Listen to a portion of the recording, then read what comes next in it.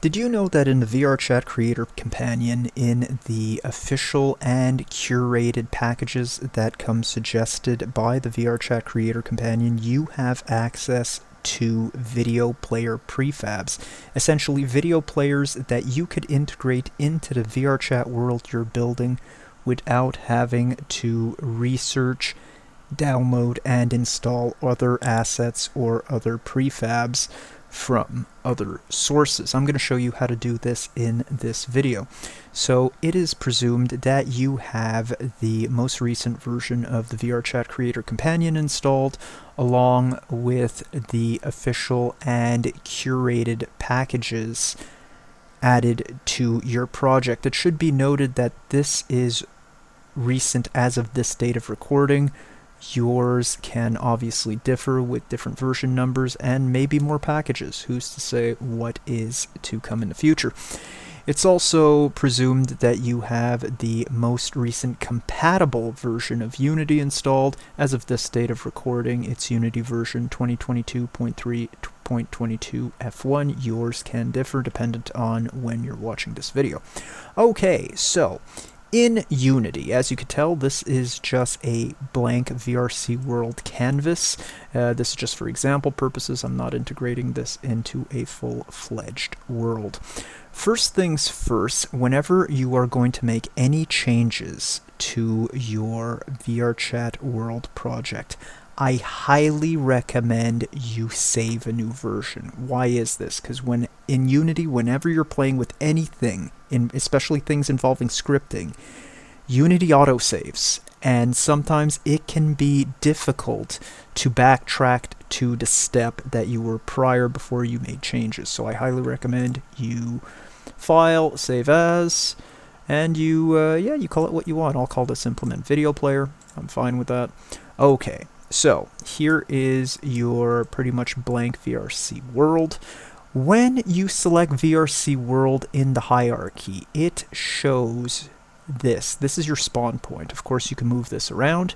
And for your information, the blue arrow represents the direction you're going to be facing when you spawn. So this will help us orient ourselves. Now, in order to find the video players, the easiest way to do this, it doesn't matter what you are exploring in the project over here as far as the hierarchy goes, or this directory tree structure rather. If you type in one word video player, I could type video pla, it does a job. It'll show up. This folder, video players, will show up. I'm going to double click it. And in video players, which is packages, VrChat, SDK world, samples, UDON example, scene, prefabs, video players, you have both the AV Pro variant and the Unity variant. It's important to note that both have the exact same components. They both look the same. They kind of function the same. I recommend you test to find which one you prefer. The only thing that's different about them, of course, is the method they use to display video. I had more success with the Unity variant than I did with the AV Pro variant, but maybe your results will differ. You know, you could test both and see which one you like the best. So, again, VRC World reveals where we're going to be facing when we spawn, and of these video player prefabs, there's two ways to integrate them. One, you could drag them up into your hierarchy, or two, you could just drag them right into the world, right where you want them. That's what I'm going to do right now. I'm going to take the Unity variant. I'm going to drag it right up here. Here is my video player. I'm going to put it right here. So when I look at VRC World, here's where I'm spawning, here's where I'm facing, here, and when I choose UDON Sync Player Unity, it shows where my video player is. So now I'm going to use the Rotate tool. And here's the thing, the white side of the screen, as you can tell, there's a clear side and a white side. The white side is the front face, so it is where the screen is going to be visible. It's not visible from the other side. Okay, so I'm going to face it that way. Again, VRC World, I'm going to be facing this way. My UDON Sync player is here. Okay, so let's move that around.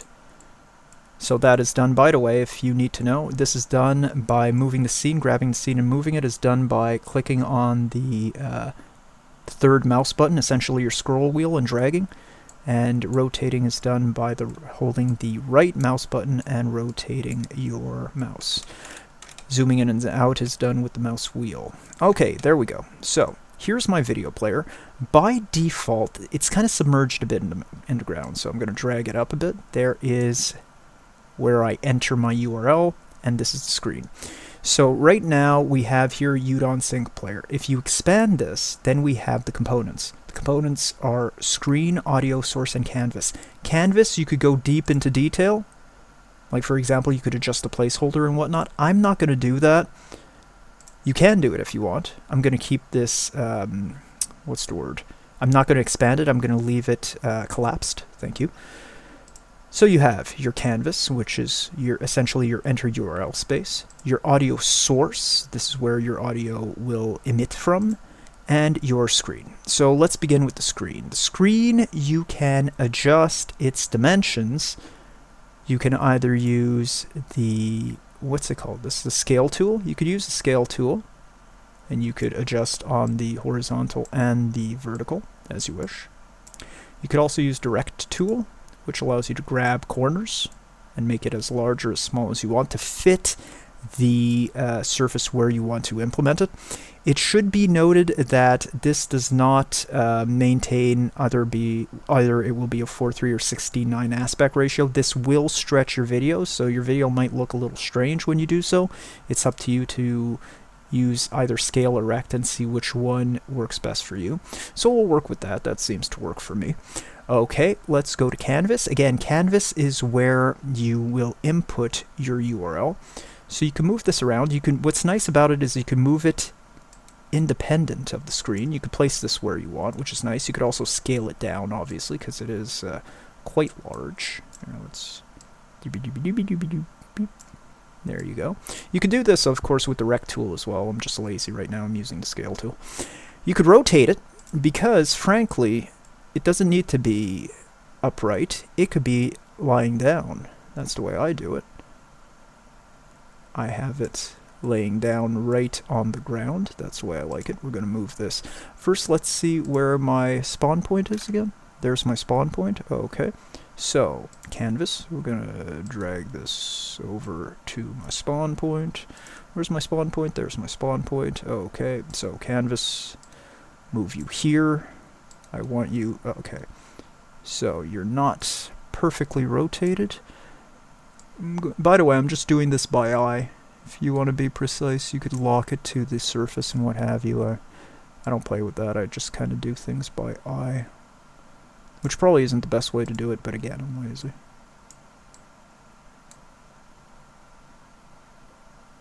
That'll do ya.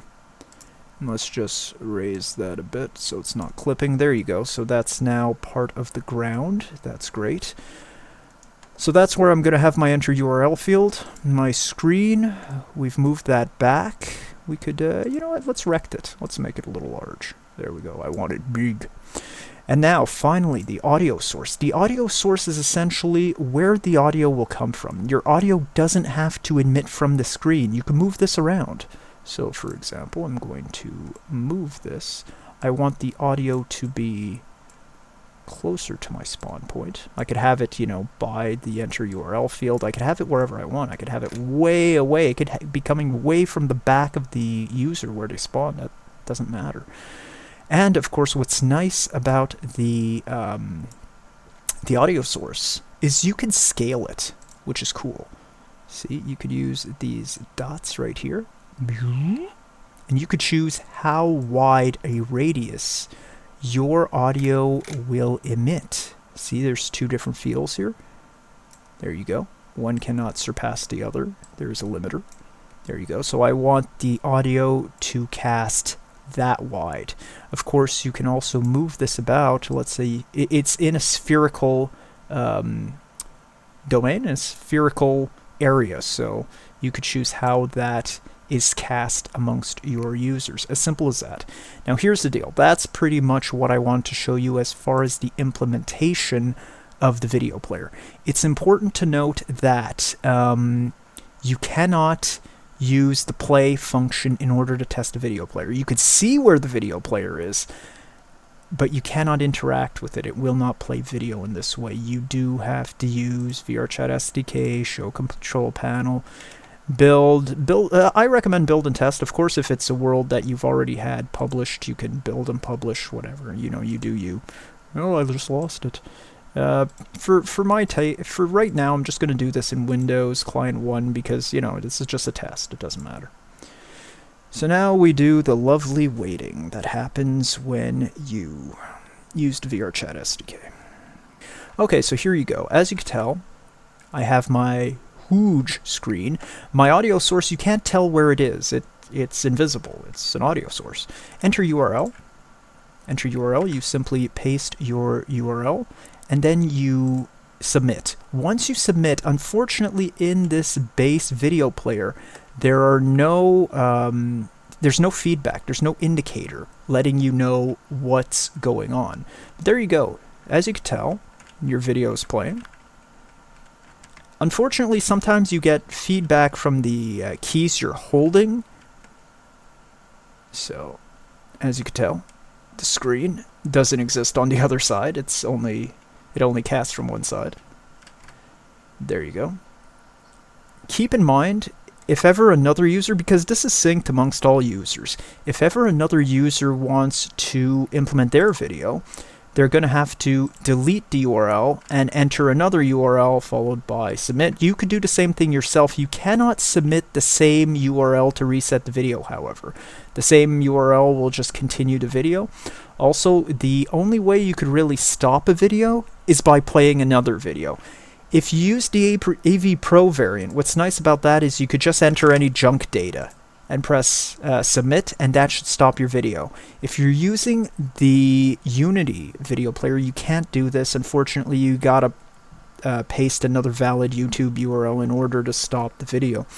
I myself, for my world, I use a 1-second video that I found on YouTube in order to stop the video if ever somebody wants the video stopped. Well, there you go. As simple as that. That's how you implement that. I hope this information helps, and as usual, all the best.